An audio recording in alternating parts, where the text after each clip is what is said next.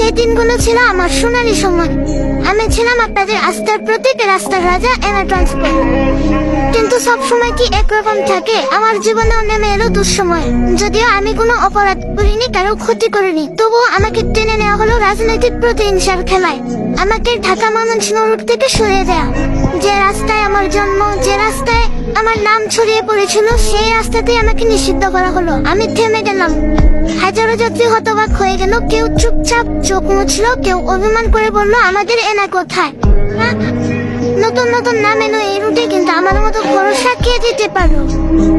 আজও মনে পড়ে সেই ছাত্রের কথা, যে প্রথম ঢাকায় ভর্তি পরীক্ষা দিতে গিয়েছিল আমার সিটে বসে। সে মায়ের কথা, যে অসুস্থ ছেলেকে নিয়ে হাসপাতালে দৌড়েছিল আমার কাঁধে ভর দিয়ে।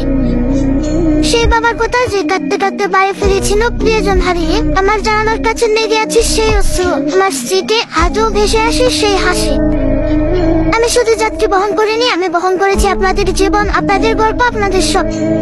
তাই তো আজও কেউ কেউ বলে এনার মতো শান্তি পাইনি অন্য কোথাও। কেউ আবার কষ্ট করে বলে এনার নাম শুনলেই বুক কেঁপে উঠে। এসে হয়েছে আমার সম্পদ। আজ আমি রাস্তায় নেই, কিন্তু আমি আছি